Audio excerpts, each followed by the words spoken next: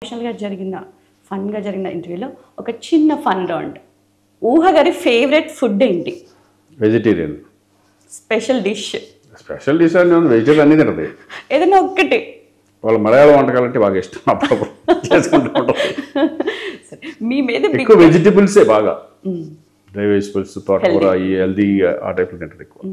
Food నేను normally vegetarian. So వెజిటేరియన్లో నాకు ఏది ఉన్నా పర్వాలేదు. అసలు అలా ఏమి పర్టికులర్గా ఈ వెజిటబుల్ ఇష్టం లేదు, అది లేదు, అలా ఏ ఉండదు. నేను ఇంకేదైనా తింటాను, బట్ వెజిటేరియన్ ఉండాలి అంతే. ఊహ గారు మీ గురించి చెప్పే బిగ్గెస్ట్ కంప్లైంట్ ఏంటి రోజు దాని గురించి? రోజు ఫ్రెండ్స్తో కూర్చుంటా ఉంటారు. ఎక్కువ ఫ్రెండ్స్, నాకంటే ఎక్కువ మా ఫ్యామిలీ కంటే ఫ్రెండ్స్తో ఎక్కువ స్పెండ్ చేస్తావు. అంటే నేను ఎక్కువ టూర్కి వెళ్ళిపోతా ఉంటా. టూర్కి వెళ్ళినప్పుడు కార్లో వెళ్ళినప్పుడు వీళ్ళందరినీ తీసుకునే అప్పుడప్పుడు ఎప్పుడో సంవత్సరానికి 2 సార్లు వెళ్తాం. కానీ ఎక్కువ నేను టెంపుల్కి వెళ్ళిపోవాలంటే నేను కారులో వెళ్ళిపోతూ ఉంటాను. ఎక్కువ ఫ్రెండ్స్తో స్పెండ్ చేసేది తనకి ఎక్కువ. ఓకే. ఊహ గారికి శ్రీకాంత్ గారి మీద ఉన్న కంప్లైంట్ ఏంటి? ఎప్పుడు ఇది చెప్తూ ఉంటారు రోజు? ఎక్కువ ఫ్రెండ్స్ అయ్యి ఉంటుంది. అదే. సో 3 in 5 పాస్ అంటే వాళ్ళు కూడా మాకు అంటే ఫ్రెండ్స్, ఆయన ఫ్రెండ్స్ అంటే మాకు అసలు ఫ్యామిలీ ఫ్రెండ్స్ లాగానే అసలు. బట్ అందరూ వాళ్ళు మేము అంతా కూడా ఇప్పుడు వెళ్తే మేము టెంపుల్ ట్రిప్స్ ఇప్పుడు ఎక్కువ వెళ్ళేది అసలు. సో వాళ్ళు కూడా మాతో పాటే వస్తారు. అదంతా ఓకే, బట్ పిల్లలతో కొంచెం స్పెండ్ చేయాలి అవన్నీ ఉంటుంది కదా, ఇంకా అంతేగాని వేరే ఏం ఉండదు. ఊహ గారి favourite holiday destination? Holiday destinations అంటే ఒక్కోసారి ఏమో స్విట్జర్లాండ్ అంటది, ఒక్కోసారి న్యూజిలాండ్ అలా అంటా ఉండదు. ఏం చెప్తున్నాం, ఎక్కువ తన నేచర్ అంటే ఎక్కువ ఇష్టం. నేచర్ లవర్ అనమాట బాగా. ఇంకోటి ఏంటంటే ఒక మంచు కొండలో ఒక చిన్న కాశ్మీర్ ఆ టైప్ ఆఫ్ స్నో పడే ఏరియా అంటే చాలా ఇష్టం. రోజా మూవీలో బ్యాక్ డ్రాప్ అంటే అది బాగా. నాకేమో అది కొంచెం రివర్స్, ఆ చలి ఎక్కువ పడదు, తనకేమో ఫుల్ అలా ఉంటా. ఊహ గారి ఫేవరెట్ హాలిడే డెస్టినేషన్? నాకు ఆమ్స్టర్డామ్ బాగా ఇష్టం ఉంటుంది. లైక్ ఆ ట్యూలిప్ గార్డెన్స్, డాఫిడిల్స్ అవన్నీ. స్నో ఉండే ఏరియా ఎక్కడున్నా పర్వాలేదు నాకు. అంటే చల్లగా ఉండటం ఇష్టం నాకు. ఈయన ఆపోజిట్ టోటల్ గా. ఆయనకి అస్సలు పడదు చలి అంటే, నాకు బాగా ఇష్టం. సో ఇంకా అలాంటి ప్లేసెస్ ఎక్కడ ఉన్నా నాకు ఇష్టమే అసలు.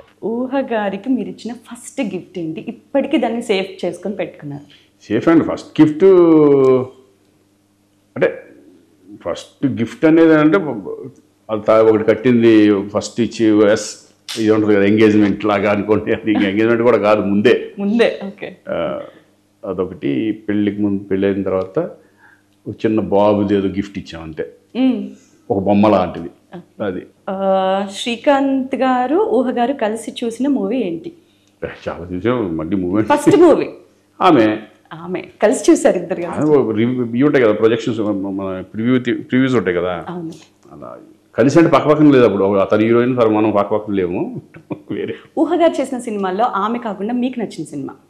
నాకు తన సినిమాల్లో ఆమె ఒకటి, ఆయనకి ఇద్దరు, అమ్మ నాగమ్మ, ఇవి ఉన్నాయి కొన్ని ఫిలిమ్స్, అవన్నీ బాగా నచ్చుతాయి. అందరు హీరోయిన్స్ నార్మల్ గా క్యారెక్టర్స్ చేస్తారు, but she is a lead role character. Female lead movies అన్ని ఒక పక్కన దేవుళ్ళు పవన్ సాంగ్ సినిమా చేస్తారు. ఓకే. ఊహ గారి సినిమాల్లో శ్రీకాంత్ గారికి ఇష్టమైన సినిమా? ఆమె. ఓకే. ఆమె ఇస్ పర్ఫెక్ట్ ఫస్ట్ ఆన్సర్. ఆమె కాకుండా ఇంకేదైనా ఉండిందా? ఆయనకి ఇద్దరు అనుకుంటున్నా. కరెక్ట్. పర్వాలేదు. ఇంకొక సినిమా గురించి కొంచెం చెప్పారు, సినిమా గురించి చెప్పలేదు, ఒక క్యారెక్టర్ గురించి చెప్పారు. ఏమై ఉంటుందని అనుకుంటున్నారు? వియర్డ్ గా ఉండింది, అది గుర్తు చేసుకుంటా అని. అమ్మా దుర్గమ్మ. కరెక్ట్. దుర్గమ్మ ఒకటి కదా, దట్ పాములు. అవునవును. అందుకే ఆయన ఇప్పుడు కూడా అసలు నన్ను కాటుకు పెట్టుకోనివ్వరు. What is the funniest nick name you ever given to each other? నేను తను ఫస్ట్లో బిగినింగ్లో అమ్ము అని పిలిచేవాడిని, ఇప్పుడు ఉమానే. అమ్ము పోయింది, మరి బాగోదులే. ఫస్ట్లో బిగినింగ్లో ఉండేది అమ్మ అమ్మాయి, ఏదో మరి బాగోలేదు కానీ ఉమా. ఆఫ్టర్ కిడ్స్ ఉమాకి వచ్చేసారంట. ఆఫ్టర్ కిడ్స్ ఉమాకి వచ్చేసారు అంతే ఆల్మోస్ట్. ఓకే. ఫస్ట్ ఇంట్లో ఏదైనా డెసిషన్ తీసుకోవాలంటే ఊహ గారు ఫస్ట్, శ్రీకాంత్ గారు ఫస్ట్, ఏది ఫైనల్ అవుతుంది డెసిషన్? తందే ఎక్కువ. అంటే నేను ఎక్కువ ఇంట్లో ఏం జరుగుతుంది, ఎలా ఉంటుంది అనేది అంతా మొత్తం కిడ్స్ విషయంలో కానీ ఏ విషయంలో కానీ తనే. ఇట్స్ నాట్ ఈజీ టు నేను అసలు ఎక్కువ ఇంటర్ఫియర్ అవ్వను, ఇదేంటి అదేంటి అని కూడా తెలియదు. ఏమన్నా నా మొత్తం అంతా మనం అరేంజ్ చేయాల్సింది మనం కాబట్టి ఏం అరేంజ్ చేయాలో చెప్పుద్ది, అరేంజ్మెంట్స్ అన్ని తనే చేసుకుంటుంది.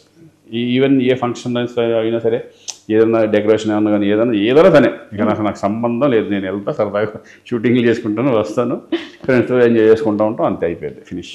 What is the most embarrassing thing your partner has ever done in public?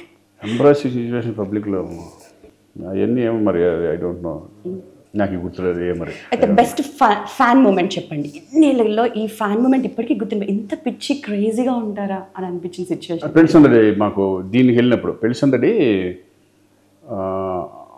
టూర్కి వెళ్ళాం. టూర్కి వెళ్ళినప్పుడు ఆ జనాలను చూస్తే మాకు అసలు ఏం పిచ్చి పిచ్చిగా ఉండేది.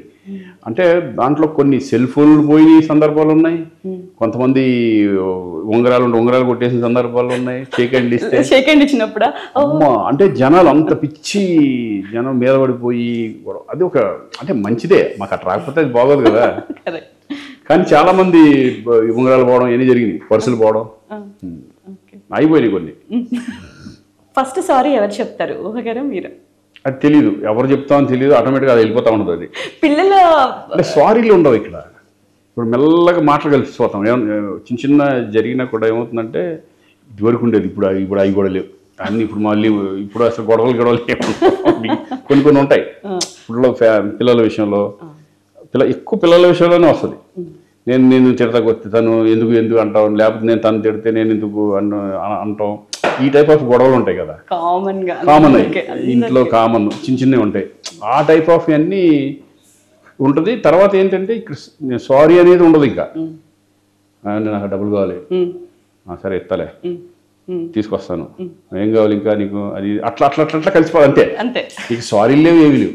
గొడవ అయింది లేదా ఏదైనా డిస్కషన్ వచ్చింది, సో ఎవరి డెసిషన్ ఫైనల్ అవుతుంది? నాదే అవుతుంది. Perfect fourth answer in one word. అంటే ఆయనకి తెలుసు ఎక్కడ రాంగ్ జరిగింది అని, సరే అని ఒప్పుకుంటారు అనమాట. ఓకే. పిల్లల ప్రకారం డామినెంట్ పేరెంట్ ఎవరు? అంటే స్ట్రిక్ట్ ఫాదరా మదరా? మదరే.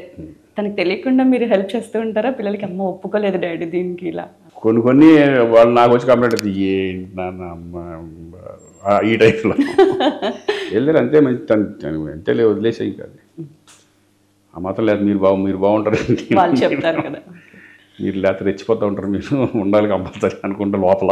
ఓకే. తనే మొత్తం అంత పిల్లలు. కిడ్స్ ముగ్గురి అభిప్రాయం ప్రకారం ఇంట్లో స్ట్రిక్ట్ మదరా ఫాదరా, లైక్ మమ్మీయా డాడీయా? నేనే. 100% నేనే. అంటే వాళ్ళకేం ఉండదు, అమ్మ కదా అరుస్తూ ఉంటుంది అనేసి వదిలేస్తారు. వాళ్ళు నాన్న ఏదైనా ఒక మాట అంటే మాత్రం చాలా ఫీల్ అయిపోతారు అసలు. Thank you so much Srikanth గారు, థ్యాంక్ యూ వెరీ మచ్. అరే sir, thank you for your time sir. లాస్ట్గా మీరు ఇప్పటి యూత్ కానివ్వండి, సోషల్ మీడియాకి బాగా అలవాటు పడ్డ హీరోస్ కానివ్వండి, పీపుల్ యూత్ అనుకోండి, ఇంకా వాళ్ళకి మీరు ఇచ్చే మెసేజ్ ఏంటి? మనం ఇచ్చే మెసేజ్ నాలుగు చూసి ఇప్పుడు మేము నేర్చుకోవాల్సి వస్తుంది. ఇప్పుడు వాళ్ళు ఉన్న ఫాస్ట్ మాకు లేదు. అంటే సోషల్ మీడియా అనేది ఉండటం మంచిది, ఎందుకంటే తను సమాజం గురించి తెలుసుకోవడము, దాన్ని అట్లా పాజిటివ్గా చూసుకోవాలి తప్పితే నెగిటివ్ అనేది దాన్ని మంచిది కాదు. అది వాళ్ళు కాబట్టి ఈరోజు మనం ఒక ట్రోల్ చేస్తున్నామంటే అది మన మీద కూడా వస్తే మీరు ఎలా ఫీల్ అవుతారని ఆలోచించిన రోజు మీరు ట్రోల్ చేయరు. అదొకటి బాగా గుర్తుపెట్టుకోవాలి యూత్ అంతా. ఎందుకంటే ట్రోలింగ్ అనేది వద్దు, దాన్ని చూసి దాన్ని పాజిటివ్ని తీసుకోండి, నెగిటివ్నెస్ మాత్రం దాన్ని స్ప్రెడ్ చేయొద్దు సోషల్ మీడియా ద్వారా. మీరు ఎన్ని యూట్యూబ్ ఛానల్స్ పెట్టుకొని యూట్యూబ్ ఛానల్స్లో మీ టాలెంట్ని ముందుకు తీసుకెళ్ళడానికి ఎంతైనా ప్రయత్నించండి. కానీ ఒక నెగిటివ్ కానీ ఒక వేరే దాని మీద మనం హైలైట్ అయిపోతాము, అది చేస్తే హైలైట్ అవుదాం అనేది మాత్రం అది కరెక్ట్ కాదు. దానికి దూరంగా ఉండండి. సోషల్ మీడియాలో మీరు ఇంకా ముందుకు వెళ్ళండి, ఎంతైనా చేసుకోండి, నాలెడ్జ్ని పెంచుకోండి, నలుగురికి ఉపయోగపడండి.